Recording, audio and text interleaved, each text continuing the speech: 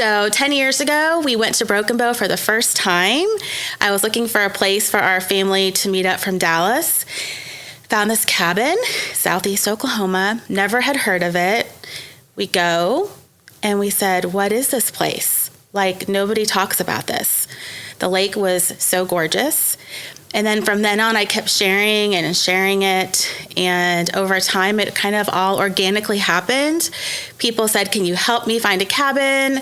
And we started to help people turn into a business where we got to know cabin owners so we could stay. We just wanted to go more. Yeah. And we helped them promote their luxury cabins. Yeah. And which is a great business to be in right now because they seem to be popping up everywhere. And it's like a candy store. It's crazy, right? Yes. And every time I see, I log into like the real estate MLS or whatever, and I'm like, oh, another listing from Broken Bow. Or, I mean, they're even selling before they're built now, which is crazy. It is.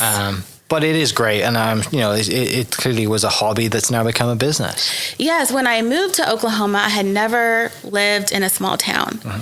And people would say there's nothing to do here. And I was always a travel person. I love road trips and to explore. It was just in me anyway. Mm-hmm. And I thought, well, Broken Bow, this is such a great place for not just couples, but families can come here, split the cost. It's affordable for my Okies who can't go to Disney every year. And that's kind of where it started.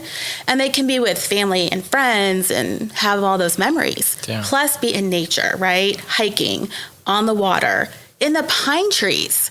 So that's what started it. It was my passion to share because I just didn't hear about it. And I wanted to share this awesome place that I thought was a hidden gem, and I love hidden gems. I mean, it was, right? Yeah. It was at the time. And it kind of still is. We're still kind of a diamond in the rough a little bit, but that's what makes it so special. Yeah, definitely. It's such a cool spot. And I mean, hopefully, and now states realizing it, Lieutenant Pennell understands we're getting potential. More attention. Get a lot more money. The infrastructure will grow because I think that's the one thing that holds it back, right? Is like the infrastructure in the town, and it's not used to having thousands of people show up. And I'm sure there is some animosity from the locals, being like, "This is our town, leave us alone." But it's been when COVID hit, it really got crazy. Mm-hmm. It was a steady growth. We knew it was going to grow. I could see that it was going to grow.